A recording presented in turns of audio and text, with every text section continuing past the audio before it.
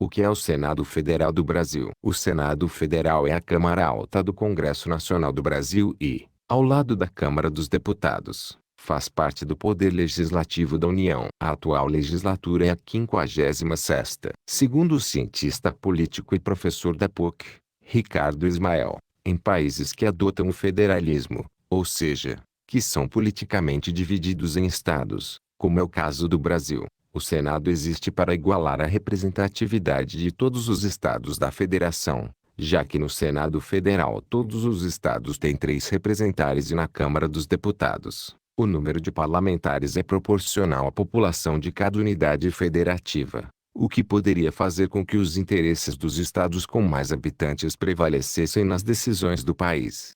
A primeira sede do Senado foi o Palácio do Conde dos Arcos, no Rio de Janeiro. A Câmara Alta lá funcionou desde os primórdios do Império do Brasil até 1925. A partir desse ano, o Senado foi transferido para o Palácio Monroe, permanecendo até 1960, quando foi inaugurada Brasília. Desde então, a sede principal do Senado é o Palácio Nereu Ramos, juntamente com a Câmara dos Deputados. A Biblioteca do Senado, denominada Biblioteca Acadêmico Luiz Viana Filho, foi fundada em 18 de maio de 1826 e é uma das mais antigas do Brasil. A biblioteca tem um acervo com mais de 3 milhões de peças, entre livros e recortes de jornais. A História, na época do Império, foi criada em 25 de março de 1824 pela Constituição Imperial Brasileira de 1824 e sendo instalado nos primeiros anos do Império do Brasil, sendo que passou a funcionar no dia 6 de maio de 1826 quando da realização da sessão de abertura da primeira legislatura da Assembleia Geral Legislativa,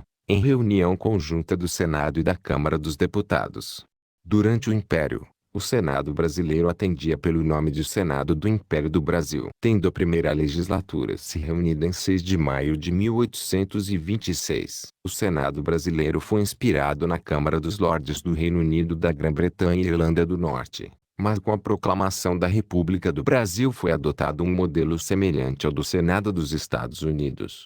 Na primeira sessão ordinária foi eleita a primeira mesa diretora da Casa. 50 senadores representavam as províncias em quantidade proporcional à população. Na época, o cargo de senador, vitalício e privativo de brasileiros natos ou naturalizados, exigia idade mínima de 40 anos e rendimento anual mínimo de R$ 800 mil.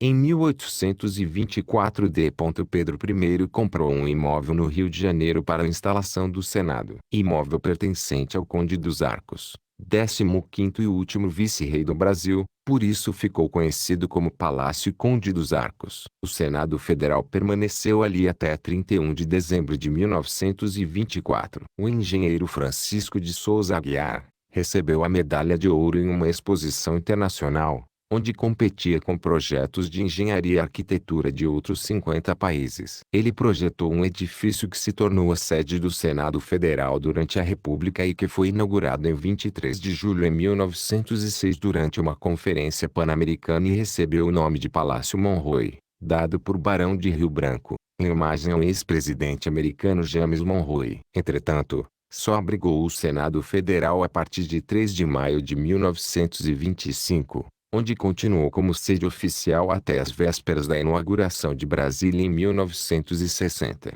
Com a mudança para Brasília, a nova sede do Senado também comportaria a Câmara dos Deputados, realizada por Oscar Niemeyer. Na República, atualmente, o Senado Federal possui 81 senadores, que através do voto majoritário, são eleitos e exercem seus cargos para mandatos de 8 anos. Sendo que são renovados em uma eleição 1/3 das cadeiras e na eleição subsequente 2/3 delas. As eleições para senador são feitas junto com as eleições para presidente da República, governador estadual, deputado federal, estadual ou distrital, 2 anos após as eleições municipais. Todas as 27 unidades da federação, 26 estados e o Distrito Federal, possuem a mesma representatividade, com 3 senadores cada. Os senadores representam os estados e não a população.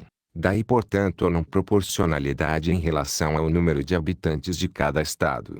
O atual presidente do Senado Federal do Brasil é o senador Rodrigo Pacheco, filiado ao Democratas, do estado do Minas Gerais, que comanda a casa no biênio 2021 a 2023. Até 1 graus de fevereiro de 2021, o presidente foi o senador Davi Alcolumbre, filiado também ao Democratas, do estado do Amapá. Seu antecessor, Eunício Oliveira, foi eleito para a presidência do Senado em fevereiro de 2017. O presidente anterior a Eunício havia sido o senador alagoano Renan Calheiros, afastado em 5 de dezembro por uma liminar do ministro do Supremo Tribunal Federal, STF, Marco Aurélio Melo, 11, filiado ao Movimento Democrático Brasileiro, MDB, de Alagoas. O presidente em exercício passou a ser Jorge Viana, filiado ao Partido dos Trabalhadores, PT, do Acre, que não chegou a assumir por decisão da mesa do Senado. Em 7 de dezembro de 2016,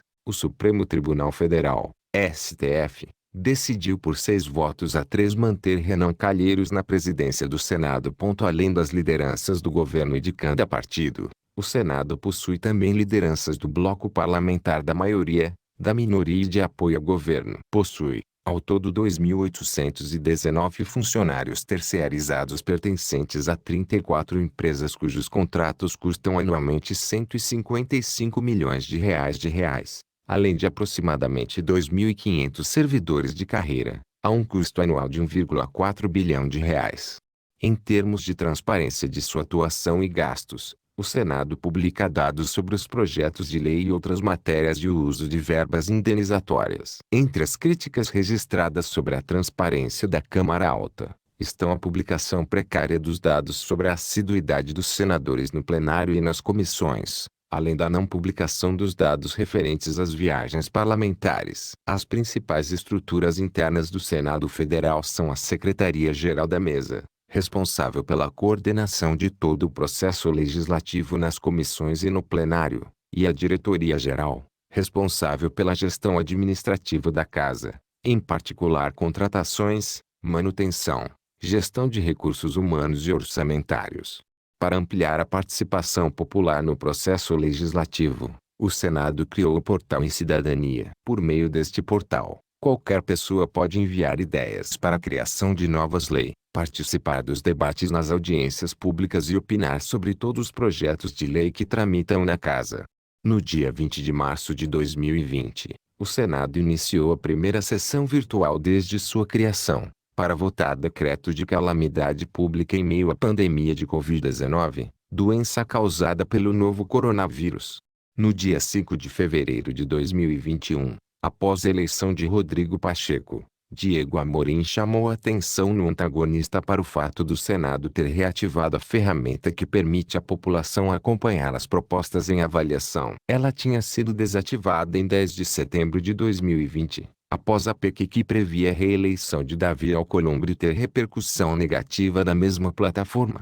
As funções do Senado. Segundo o artigo 52 da Constituição Federal Brasileira de 1988, cabe exclusivamente ao Senado Federal do Brasil processar e julgar, nos crimes de responsabilidade, presidente da República, vice-presidente, ministros do Supremo Tribunal Federal, membros do Conselho de Justiça e do Conselho Nacional do Ministério Público, Procurador-Geral da República, Advogado-Geral da União e, nos crimes conexos ao presidente e vice-ministros de Estado, comandantes das Forças Armadas. Aprovar a nomeação de autoridades indicadas pelo Presidente da República, ministros de tribunais superiores, ministros do Tribunal de Contas, presidente e diretores do Banco Central do Brasil, Procurador-Geral da República, chefes de missão diplomática e outros cargos que a lei determinar. Autorizar operações externas de natureza financeira, de interesse da União, dos Estados,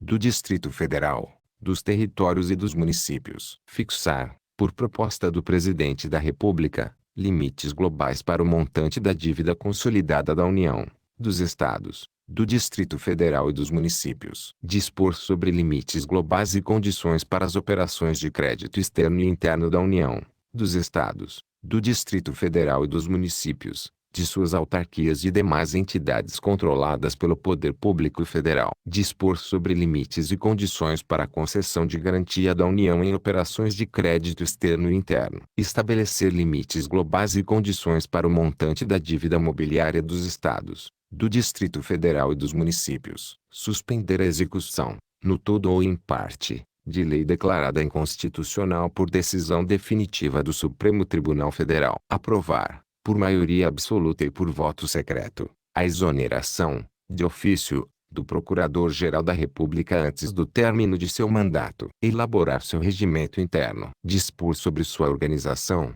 funcionamento, polícia, criação, transformação ou extinção dos cargos, empregos e funções de seus serviços, e a iniciativa de lei para fixação da respectiva remuneração, observados os parâmetros estabelecidos na Lei de Diretrizes Orçamentárias. Eleger membros do Conselho da República. Avaliar periodicamente a funcionalidade do sistema tributário nacional e o desempenho das administrações tributárias da União, dos Estados e do Distrito Federal e dos municípios.